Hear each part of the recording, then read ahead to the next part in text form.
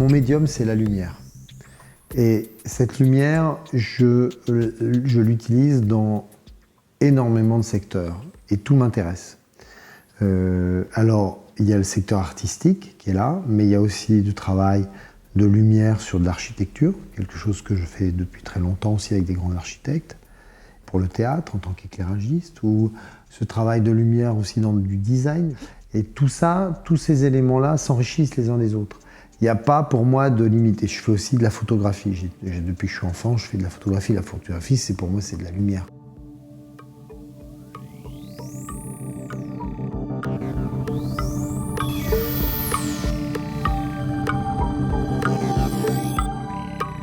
L'utilisation en fait de la pellicule, pour moi, c'est comme si c'était du papier, une toile, etc. Sauf que elle est déjà imprimée et elle a déjà un sujet. Je choisis, maintenant j'ai de plus en plus de chance parce que je choisis des films sur lesquels j'ai envie de travailler et je demande aux réalisateurs ou aux producteurs s'ils peuvent me fournir des anciennes copies. Et en fait, moi j'ai étapes de montage sur lesquelles je vais choisir ma pellicule pour choisir une scène, choisir des couleurs, choisir une ambiance. Et en fait, c'est la trame de fond de mon travail. Et puis par rapport à ça,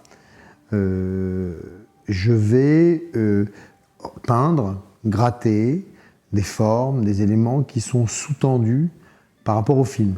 Des films indiens où on est dans des éléments narratifs de joie, d'amour, de bonheur, où souvent il y a des spirales qui reviennent parce que c'est lié aussi à leur mentalité, etc. Donc j'essaye toujours de réinterpréter, mais en fonction du thème, de l'ambiance qu'il y a à l'intérieur. Et c'est pas que des drames ou des comédies, ce sont que des films que j'ai aimés pour que ça soit le James Bond indien qui s'appelle Krish, ou plus exactement le Superman indien, ou bien sûr La Nuit du chasseur de l'automne, ou Fenêtre sur cour, ou bien sûr La Belle et la Bête.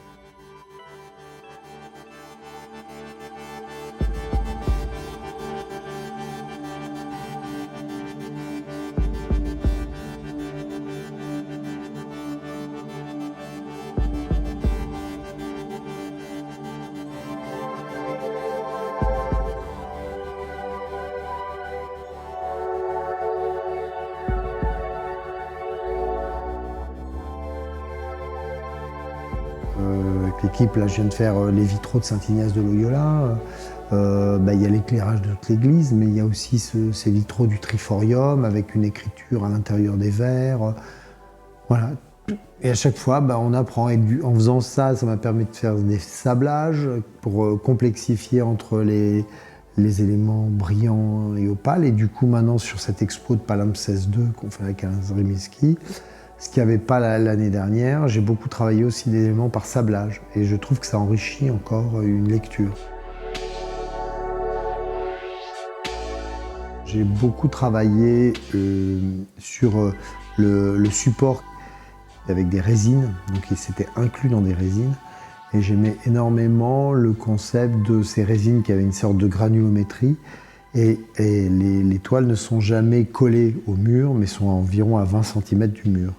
Et donc je cadrais la lumière avec des petits cadreurs et des découpes, et je fais une ombre portée de cette toile sur le mur. Donc il y avait un principe de projection, c'était une image fixe, mais qui avait une projection de lumière floue, mais de couleur sur les murs.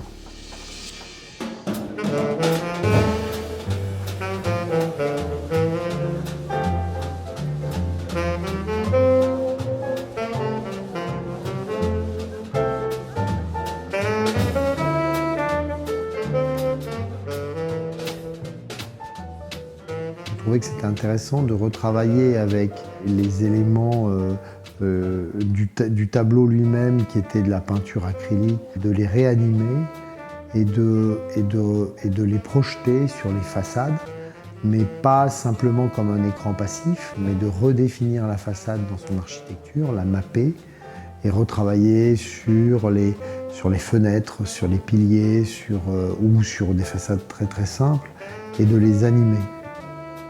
L'année dernière, on avait fait un petit élément qui était à la Galerie Minsky, qui était Palimpseste 1, donc ça nous a permis de tester des choses.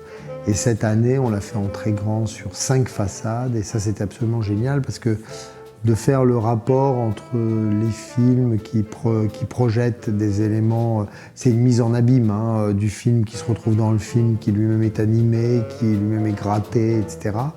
Et ça me plaît énormément.